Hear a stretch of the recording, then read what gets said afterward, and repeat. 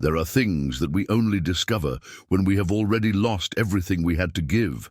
I discovered that she was cheating on me while I was taking care of our sick daughter. It wasn't with a scream or a fight. There was no slap or soap opera scene. It was a silence, the kind that tears you apart. A silence so loud that it seemed to scream what no one had the courage to say. I remember the smell of the hospital room, that mix of alcohol, serum, and a wilted flower forgotten in a glass cup. The sound of the machine beeping, the cold sheets, my little girl's weak breathing. Everything is still here inside. She barely had the strength to open her eyes, and even so I held her little hand as if that were enough to keep death away, as if a father's love could cure what medicine had already given up trying to do. Meanwhile, the woman who claimed to love me, the same woman who swore she would be with me until the end, who cried by my side when we received the diagnosis, she was in another bed, in another house, in the arms of another man, and I still brought her flowers on Sundays. I still left her coffee ready with a scribbled note. "I'll be back soon. She's doing better today." I thought I was fighting for the three of us, but in the end, I was the only one fighting for someone. The pain didn't come all at once. It seeped in slowly, like dirty water under a door. It came in the hurried kiss, the cold hugs, the "go with God" said without looking into someone's eyes. It came in the different perfume, in the way she hid her cell phone, in the lipstick that didn't match the time of day. It came in her absence. And it came in my insistence on pretending I didn't see it, because I couldn't lose everything at once. I couldn't bury hope along with what was left of our family, so I kept quiet and carried on. I lived between the hospital and home, between the fear of losing my daughter and the certainty that I had already lost my wife. And she knew. She knew that I knew, and yet I kept going. I would come home exhausted, with my back aching from standing so much, my heart raw from praying for a miracle, and I would find her pillow smelling different. Her eyes would look away from mine, and yet I would smile. I would smile so I wouldn't cry in front of my daughter. I would smile so I wouldn't fall. It was in that silence, the cruelest of all, that everything began to fall apart, even though no one saw it. Because sometimes we only start to die when we stop telling the truth. And the truth that I had kept for so many years began that morning when she said she was going to visit her sister. And I discovered that my daughter had a high fever again, and that, once again, I was going to war alone. I almost didn't have the courage to tell this. I swallowed this story for years, like someone who swallows tears in the dark, just so no one can see. Today I spoke, but it still hurts, and what hurts the most is being afraid of talking into the void. I just wanted someone to listen, for real. So subscribe to the channel and leave a like. Show that I'm not alone here. Subscribe, because there are still things I've never told anyone, and maybe now is the time. She was my certainty in the midst of chaos, before everything fell apart inside. Before the betrayal, before the silence, before the hospital, there was a simple house at the end of a cobblestone street, with hand-sewn white curtains and the smell of freshly baked bread on Sunday mornings. That was where I thought happiness lived, not the kind of happiness you see in soap operas, with champagne and easy laughter. No, it was something else. It was the kind that we build with crumbs, with sweat, with much more silence than words. And she, Margot, was the foundation of it all. We met when we were young. We worked too much, dreamed too little, and laughed without rushing. We had nothing, and perhaps that was why we valued everything. Margot had thin hands, but they weren't fragile. They were hands that knew how to scrub clothes in the sink, chop onions while crying, and still touch my face with tenderness at the end of the day. I, on the other hand, was rough, not out of malice, but out of training. I was raised not to complain, to hold on to the bone and pretend it was meat. We got married on a cloudy day, wearing a borrowed dress and tight shoes.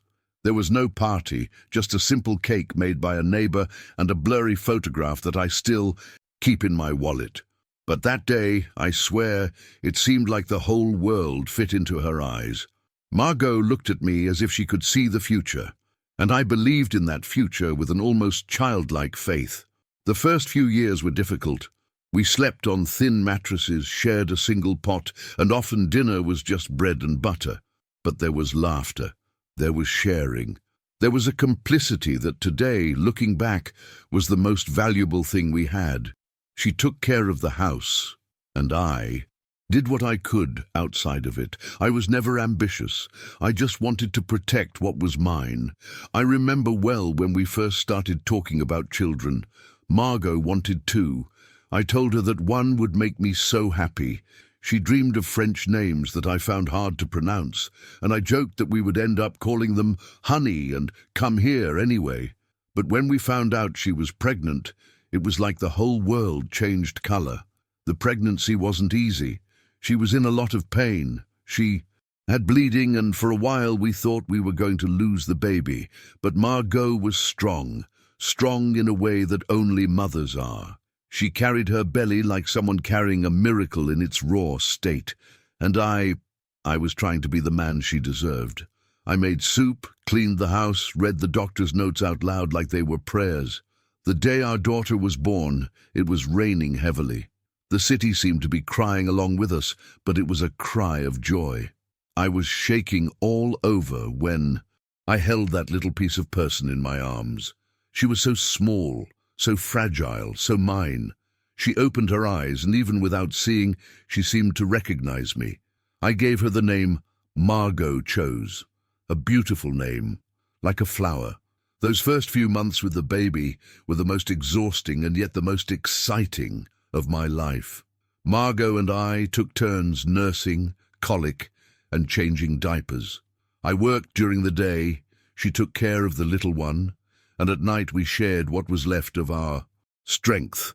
But there was something magical there, a sense of teamwork, that it was just the two of us against the world, and for a while, that was enough.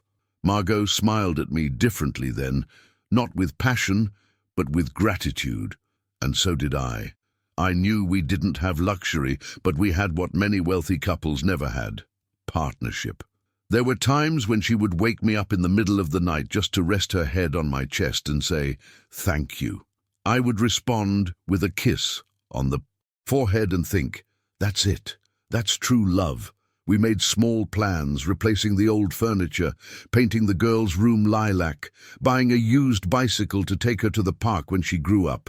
Our dreams fit into short sentences and long glances, and I truly believed that it would be like this until the end. I believed that Margot looked at me the same way I looked at her, that we were mirrors of each other. But it's funny how we fool ourselves when we want to, how the heart fills in the gaps that reality insists on showing. Because back then, I didn't see the cracks, or I pretended not to. The rush, the tiredness, the worry about making a living, all of that was pushing away the touches, the lingering kisses, the love notes. And I accepted it, thinking it was a phase, that it was normal, that mature love no longer needed declarations. But today, remembering, I see that the gestures began to die slowly. Margot stopped waiting for me with a hot dinner. She started to sleep first, answering with okay and fine, saying my name less. Small daily deaths that I didn't want to see as an end. I said to myself, she's tired, that's all. And maybe, in the beginning, it really was. But there, at that time when it was just the three of us, I still believed. He believed that we had something solid, that the bonds that united us were stronger than time, that love, even quiet, still lived there. And maybe that's why it hurt so much when everything fell apart. Today, sometimes I close my eyes and try to remember her face back then, the way she looked at me when she thought I wasn't looking, her small gestures, how she tucked me in at night without saying anything, and I wonder, did she still love me then? Or was she already leaving inside? Everything changed on a Tuesday, one of those ordinary afternoons when the sky seems bored and the wind only blows to push the hours forward. I remember it to this day. She came home from school complaining of a Pain in her leg. A minor pain, she said. It must be from recess, Dad. I fell down running. Margot didn't pay much attention. She applied ointment, made a compress, and we went on with our day. But I felt something strange in the way she spoke. It wasn't pain from falling. It was something else. It was a tiredness in her eyes, a paleness that didn't match her age. The next morning, the fever, low but persistent. And the day after, more pain, in her legs, arms, stomach. She cried softly. A girl who used to run around and dance in the middle of the living room, now curled up on the couch like a forgotten doll. I took her to the emergency room. They said it could be a virus, a growth, I don't know what. But the doctor looked at me twice. That gave me the creeps. The tests came. Blood, urine, x-rays. We went home, trying to appear calm. Margot tried to smile, but she bit the corners of her mouth with anxiety. I pretended to be strong. The girl slept on my lap, hot, feverish. All I did was pray, even though I didn't know how to pray properly anymore. 2 days later, the phone rang. It was from the hospital. The voice on the other end asked us to come back, urgently. Margot froze. I felt the ground drop away. I grabbed the car keys without saying anything. We didn't say a word on the way there. The city seemed silent. The air in the doctor's office was heavy. He began to explain in difficult terms. Lymphocytes, platelets, bone marrow, leukemia. Time seemed to stop. All I could hear was the echo of the harshest word of all. Cancer. She had cancer. Our girl, our daughter. The whole world tore itself apart in silence inside my chest. Margot cried. She cried like she had never cried before. I couldn't. I stood there, speechless, stuck like an old door. I could only look at the doctor, trying to understand, trying to grab some chance, some hope. There is treatment, he said, but it needs to start soon. And there, our hell began. I dropped everything. Work, routine, sleep. I started living in the hospital. I brought her breakfast in a styrofoam cup. I slept on a hard chair with my head against the wall. I became an expert in exams I had never heard of. I learned the names of medicines that seemed like spells. I memorized the chemotherapy schedules. I held her hair when it started to fall out. I made jokes to hide my fear. I read stories while she vomited, while she trembled with fever, while she begged me not to leave her alone. And I didn't let it, not for a second. Margot, on the other hand, seemed to be withdrawing more and more each day. She said she needed to rest, that she couldn't bear to see her daughter like that. She started spending more time at home. She would bring in clean clothes, cookies, but she would leave quickly. Her excuse was always the same. I feel weak seeing her like that, and I couldn't afford that luxury. I was the pillar. I was the one who held the pain in with a straight face. Sometimes, in the middle of the night, I would go to the hospital bathroom and cry in secret. I would cry quietly, with my hand over my mouth so that no one could hear. The smell of disinfectant, the sound of the toilet flushing, the cold light flashing. It was all part of my routine. The girl lost weight, her skin lost color, but her eyes still shone when they saw me. "Daddy, today I dreamed I was flying," she said one day, her voice weak. And I answered, "Then wait for me, because I'm going to fly with you." I lied. I smiled. I pretended the world wasn't ending inside me. I started writing a secret diary. In it, I recorded everything. Her words, her looks, her fears. I wrote so I wouldn't go crazy, so I wouldn't scream, so I wouldn't break the chair next to her bed just to vent my anger at not being able to do anything. There was a day when she asked me, "Dad, am I going to die?" I froze. My throat closed up. I looked at Margot, who was pretending to sleep on the couch in the bedroom, turned to the side, and I said, "No, my flower. You will get better, Daddy promised, and I have never broken a promise to you." She smiled, weakly, but she smiled, and in that smile I understood what love is, what despair is, what it is to carry the world on your shoulders just to keep alive a hope that no longer wants to wake up. We don't come back from a hospital the same, not after watching your daughter pass out in slow motion, begging for ice cream and receiving morphine. Not after memorizing every spot on her skin, every line of the heartbeat on the monitor, every sound of the infusion pump dripping in the silence. Margot and I, we were already strangers at that stage. I wanted to save our daughter. I don't know. Sometimes she seemed to want to run away. Sometimes she came back with red eyes and an excuse ready. But I didn't ask anymore, because my heart was already in too much pain to deal with anything else. And it was in this routine of waiting, pain, and hopelessness that time passed, that love became instinct, and that I transformed into something I don't know how to name.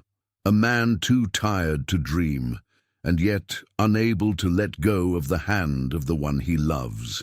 And in that cold room, among machines and medicine, I discovered what it was like to lose everything, without anyone saying, "It's over." It was subtle at first, like everything that kills slowly. Margot started coming home later. She said she had stopped at the pharmacy, that she had gotten stuck in traffic, that her mother had called her crying, even after she had died. I listened, nodded, but inside, something was already stirring. It wasn't anger, not yet. It was that bitter feeling of someone who is beginning to realize that they are fighting alone. She used the same words over and over. "I'm tired. Today was a tough day. I need some time for myself." And I, who slept on a hard chair, who ate stale bread with margarine in the hospital cafeteria, who held our daughter's hand, as she screamed in pain, I heard that and just swallowed. I swallowed hard, because I had no room inside me for more conflict. Margot no longer slept at the hospital. For the first few weeks, I stayed late. Then she said she needed to rest at home to get through the next day. Okay, I thought. Grief wears us down in its own way, but then she started not even going during the day. "I have to take care of some things," she would say. "I can't see her like this anymore." And I understood. Or you thought you did. But each time she was gone, it was a new wound. Little by little, her presence became a visit. Short, quick, without affection. She would arrive, look at the girl, say 2 or 3 words, and leave. She avoided my eyes. She avoided touch. She avoided everything. And when she spoke, it was with a coldness that pierced me like a dull knife. "You don't understand," she whispered once before leaving the room. "So, explain it to me," I replied, almost without a voice. "It's not simple, June. I'm exhausted." "And you think I'm not?" I asked, but she was already at the door. It was that night that I began to suspect, but I still didn't want to see. I refused, because the mind of a man who loves doesn't want to accept that he's being forgotten by the woman he swore to stay with. But her excuses became increasingly fragile, and her eyes increasingly distant. There was one time when she showed up at the hospital with her hair tied up in a different way. She was wearing strong perfume, that sweet kind she never liked. She handed our daughter a juice, kissed her on the forehead, and waved to me in a hurry. "I need to go out. I made an appointment." "Timetable for what?" "A consultation." "With whom?" "With myself, Jean. I need to breathe," she replied dryly, without looking at me, and he left. I sat there with my daughter lying next to me, and that phrase kept going around in my head. I need to breathe. Me? What was I breathing? Hospital corridor air, full of alcohol and fear. And yet, I stayed, because she needed me. And Margot, she hid, behind excuses, behind new perfumes, behind eyes that no longer recognized me. She no longer asked how our daughter had slept, if her fever had returned, if she had eaten. She didn't care. She didn't ask for information. She just appeared, like a ghost who visited us out of obligation. The nurses started to notice. One of them, the oldest, called me out in the hallway. "You're always alone here. Doesn't Mum come?" "Any more?" "She is tired," I replied, embarrassed. "I think you're the one who's tired, Monsieur Jean. But you're here. That says it all, and that cut me, because it was true. I was there, tired, yes, beaten down, but present.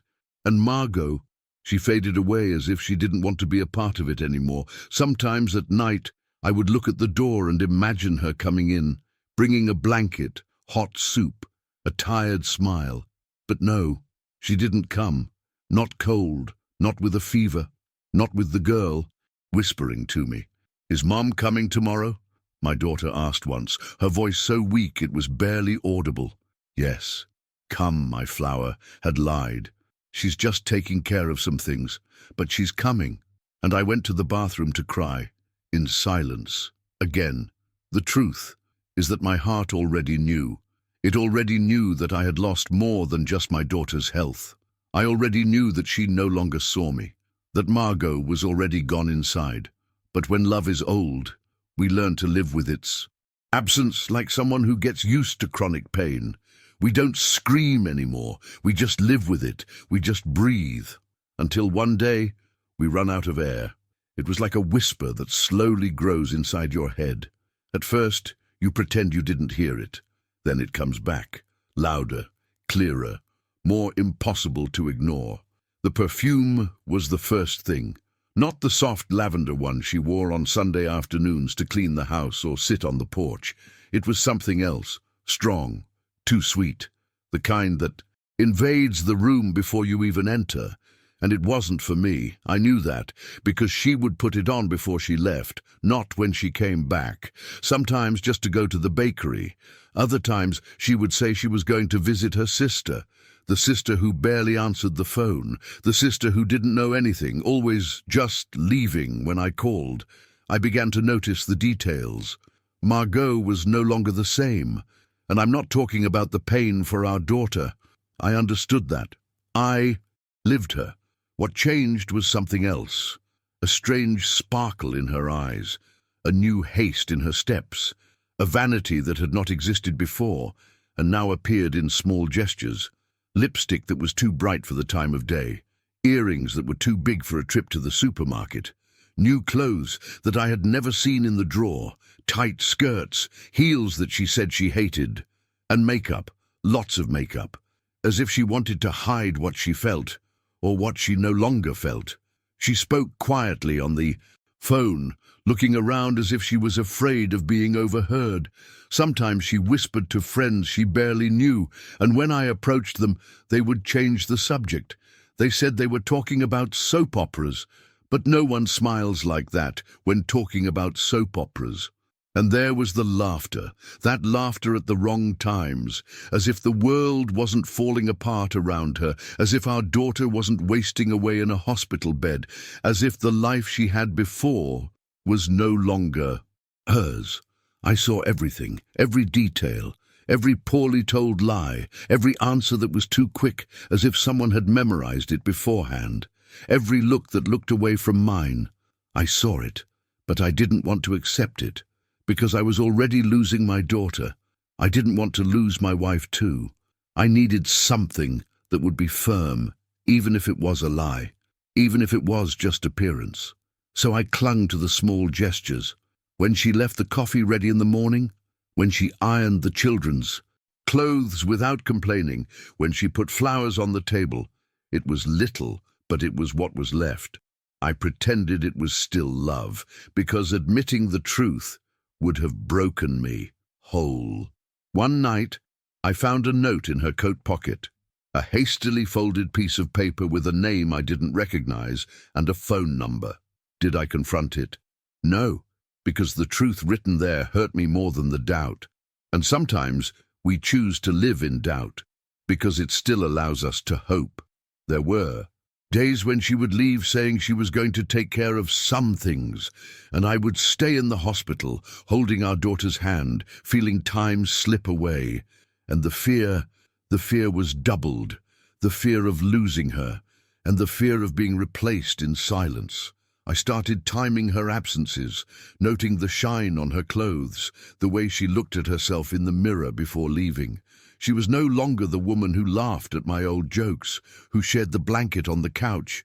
She was Someone else, someone I didn't recognize but who still pretended to be my wife. "What time will you be back?" I asked once. "I don't know, Jean. Stop trying to control everything. I need to breathe. And our daughter. She can't breathe on her own, Margot." "Then keep it. You've always been better at it." And he left, without looking back. I stood there in the kitchen. The smell of her perfume was still in the air. And for the first time, I didn't cry. I just stood there, listening to the clock on the wall ticking and thinking that love, maybe it had gone before the illness had even arrived.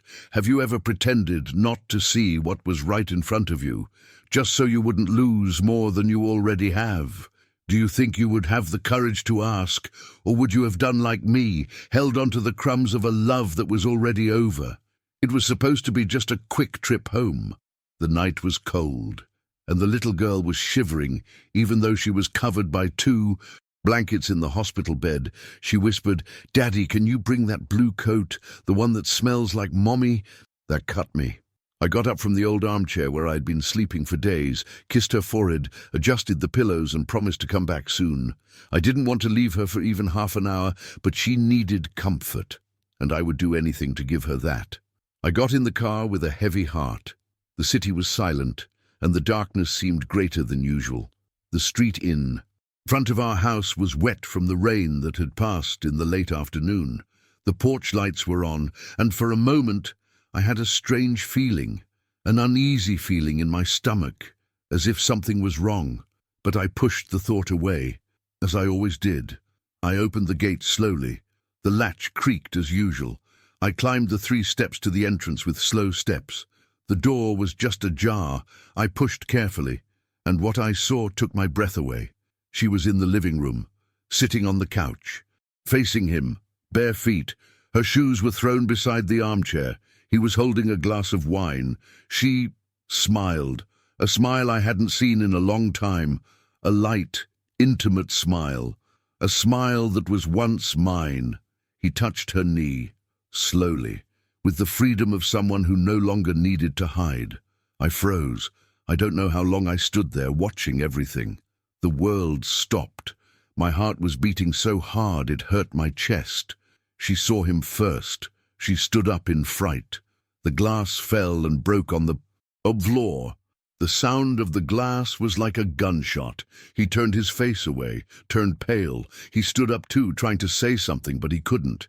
He just grabbed his coat, mumbled an "excuse me" that didn't do anything to me, and left. She stood, still, panting, wide-eyed as if she were the victim in the story.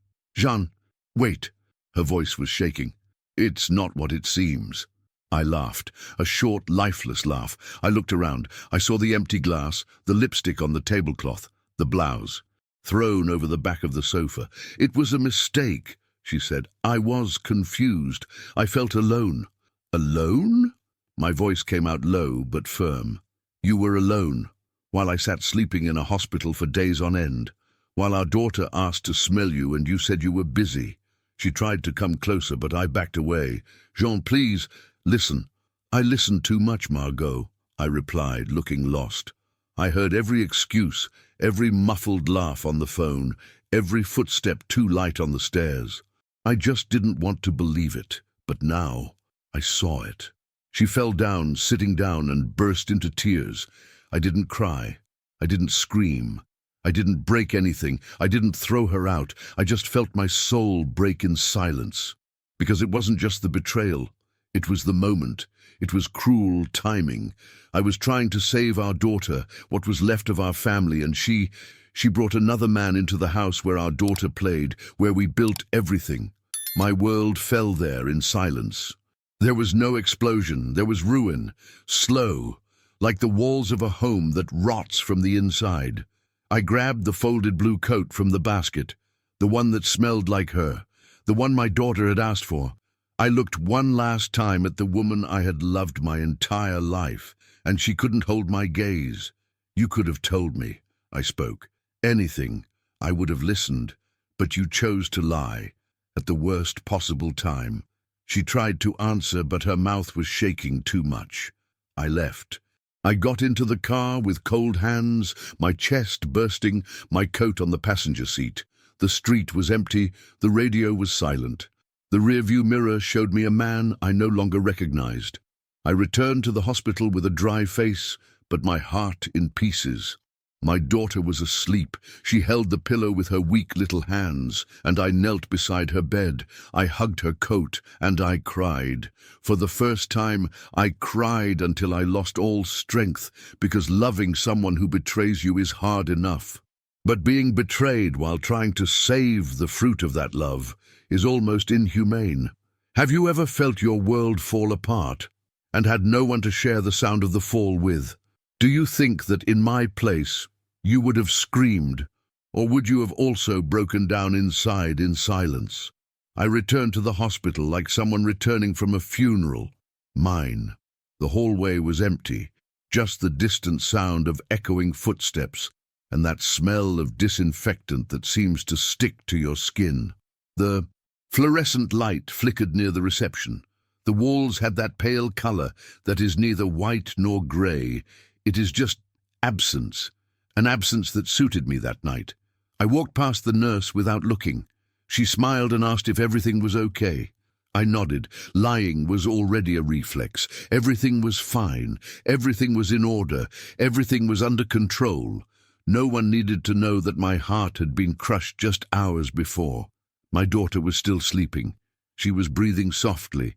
The tube was attached to her nose, the blanket up to her neck. Her forehead was sweaty. The pillow had the stuffed animal in it. She always held it, even though she couldn't hold it tightly.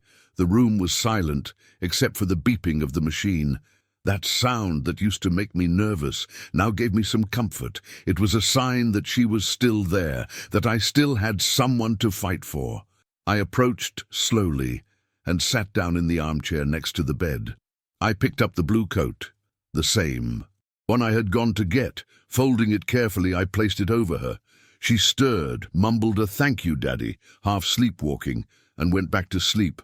And I collapsed inside, but only on the inside. I didn't cry. I couldn't. I was afraid that if I started, I would never stop. My chest was a cracked rock, holding its own weight with effort. The pain I felt made no noise. It was thick, deep, silent. The kind of pain that doesn't scream. It whispers until it drives you crazy. I didn't tell anyone, not the doctor, not the nurse who offered me coffee, not my sister when she called asking about the girl. I said that everything was under control, that Margot was tired, that's why she hadn't gone, that she needed to rest to cope, and everyone believed me, especially because I made a point of appearing whole, but inside I was hollow, hollow like a dead tree that still holds dry branches to pretend it's alive. Outside, the dawn was running out. Inside, time stood still. Margot sent a short message. "Is she better?" I read it. I didn't respond. Silence was now my only form of protection. I didn't argue. I didn't question. I didn't ask for explanations. I didn't shout, because at that moment, any word about her was a waste of time. My daughter was fighting for her life, and Margot had made her choice. I spent the night holding the girl's hand. Her thumb moved every now and then, as if she was still trying to say, "I'm here, Daddy." And that was enough for me. It was for her that I breathed. It was for her that I smiled, even if it was a silent smile. It was for her that I held up that entire world crumbling on my back. I had no time for anger. Pain didn't give me that luxury. I only had silence. A thick, painful, heavy silence. Like a wet coat stuck to the skin, impossible to take off. The next day, the medical team came in. They said she was stable, that the tests showed a small improvement. I smiled, thanked them, tried to look strong. Inside, I wanted to fall on the floor and sleep for a century. Margot didn't show up, and I didn't ask why. Late in the afternoon, when the girl was asleep again, I left the room and walked to the hospital chapel. I sat down on a wooden bench.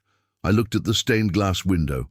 There was an image of the Virgin Mary holding the child in her arms, and there, alone, with the smell of candles and old dust in the air, I closed my eyes and prayed. Not for myself. nor for Margot. I prayed for my daughter, for her to stay, for her not to leave me alone, for her to give me a reason to carry on. I stayed there for an unmeasurable amount of time. The silence embraced me and at the same time suffocated me. I went back to the room. The light was low. The girl was breathing calmly. I sat down again. I adjusted the blanket. I took out the diary where I wrote everything. Our routines, our fears, the words I didn't have the courage to say.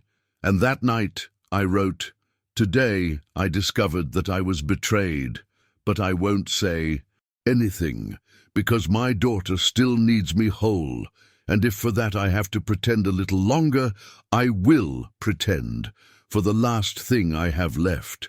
Have you ever loved someone so much that you swallowed your own pain just so you wouldn't hurt someone who wasn't to blame for anything? Have you ever mourned in silence, pretending that everything was fine, just to save what was still possible?" She was gone one grey morning. No warning, no sign, no last look, just gone. I woke up to a room that was quieter than usual. The nurse came in, checked the machines, and did everything with the cold care of someone who has seen the scene so many times. And I just watched. There was something in the air, something different, as if time was mourning before me. I went to the bed. Her little hand was cold. Her fingers were too light. Her breathing was no longer coming. I looked at the monitor. Straight line. The beeping sound stopped. I didn't cry right away. I just stood there, still, motionless, with my eyes fixed on my little girl's face. She looked at peace, like someone who was tired, like someone who had fought too hard and just wanted to rest. The nurse put her hand on my shoulder. She asked if I wanted to call someone. I said no, that it was just me and her there, like it always was. I stayed with her for hours. The sun came in through the window and gently hit the sheets. And in that absolute silence, I spoke to my daughter for the last time. "You were stronger than me, braver than anyone, and I was the luckiest man in the world to have been your father." I kissed her forehead. I closed her eyes. And there, the best of me was buried. The wake was small. Distant relatives, schoolmates, doctors. Few knew what really happened, but everyone saw on my face what was left. Nothingness. Margot was there, in black, with makeup, with swollen eyes. She was crying. She was crying with pain, perhaps, but not with truth, not with the pain of someone who was there, of someone who held her, of someone who felt every pulse of the needle, every fever in the early morning, every muffled moan of suffering. She tried to come closer, to lean against me, to hug me, but I backed away. "Jean, please, not now," I replied dryly, looking at the floor. Because her lap was no longer a shelter, it was a lie. During the ceremony, she tried to speak, but her voice failed. The words wouldn't come, and inside me, something whispered, "You don't have that right." She didn't. Live through the entire pain. She came and went from the scene as if she were watching from afar, without touching. And now, she wanted to share the mourning. No, the mourning was mine. At the cemetery, when the coffin was lowered, my legs gave out. I felt the ground pulling me down, but I didn't shed a single tear in front of anyone. I would cry later, in the dark room, on the pillow that would still smell of her for a few nights, in the room where everything was silence and absence. I walked home alone. Margot offered me a ride. I declined. I said I needed to walk. I needed to feel the ground. I needed to remember that I was still alive, even though deep down I had already gone with her. In the days that followed, Margot tried. She made coffee. She heated food. She asked how I was. She touched my shoulder. But every gesture she made pierced me with coldness, like a cold hand trying to touch an open scar. I slept on the couch. I spoke little. I ate even less. I was getting smaller. I was withering away. One night she sat down next to me and said, "We can still recover from this, Jean, together." I took a deep breath. I looked at her with tired eyes. "You lost our daughter. I lost her, and I lost you. And those who lose twice are never the same again." She cried. She tried to explain herself, but I no longer listened. My world had shrunk too much, and in her, I no longer saw home. I saw guilt. I saw distance. I saw everything I had missed when I needed it most. I tried. I tried to live with it. I tried to forgive, but there was nothing left in me that could rebuild itself with her around. It was like living in a house that caught fire. The walls are still standing, but the smell of the tragedy won't go away. A month later, I left. I took very little with me, just my daughter's diary, the last photo we took together, and her pillow. I left everything else behind, because nothing belonged to me anymore, and I started again, alone, with empty hands and a broken chest. Have you ever seen a man bury a daughter and realize he was also burying the only person he still claimed to love? Do you think that, in my place, you would have been able to stay by the side of the person you abandoned, right when it hurt the most? It took me weeks to make the decision. Months, maybe. In fact, I think I started to leave inside the day we buried our daughter, but my body took longer to accept it. My heart, then, it resisted as much as it could. But there came a time when I couldn't do it anymore, not even pretend, not even try, not even bear the smell of lies impregnated in the walls of that house. I started packing my things one night. It was raining outside, the same light, sad rain that had fallen the day she left. Margot was sleeping in her room, as if everything had returned to normal, as if time could heal even what could not be healed, as if our daughter's absence was just another silence to fill with new furniture, new sheets, a new routine. I opened the drawer and took out the notebook, the same one I had written in during the nights at the hospital. There, among the fever notes, the medicines, and the poorly drawn drawings of my little girl, was a letter. A letter I had rewritten dozens of times, but never had the courage to deliver. That night I rewrote for the last time. Margot, you must be asleep right now, or pretending to be asleep, like you've been doing for months. But I need to tell you this before my own voice disappears forever. I'm leaving, not out of anger, but because my dignity can no longer live in this house. I took what I could. I took more than I should have. I was betrayed while I held our daughter's hand. While I prayed for her to live, you gave her body to another man inside the house where she grew up. You told me you were tired, and I believed you. I just didn't know that the tiredness was from our life, from our story, from me. While I held the world, you pushed me into the abyss, and I fell, but I got up, not whole, never whole again, but enough to say that it's no longer possible. I forgave you, not for you, but because I don't want to carry any more weight than I already do. But forgiveness is not coexistence. Forgiveness is the final point I put to the pain you left in me. I loved you. I really loved you. And that's why I leave you in peace. I only ask one thing of you. Never lie about who kept this house standing on its worst days, because even though I'm gone, I was the one who stayed. Until the end. I signed my name slowly, as if each letter were a cut. I left the letter on the kitchen table. I picked up my suitcase. It was small. I took very little. A change of clothes, a photo of our daughter at the playground, the last drawing she gave me, and the pillow that still had her scent on it. Before I left, I walked around the house. I touched the walls. I passed by the bedroom door. I saw Margot sleeping on her side, as she always did.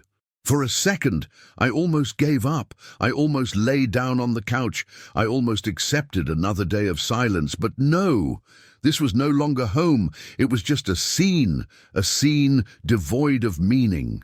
I closed the door slowly, my suitcase in my hand, my chest on the floor.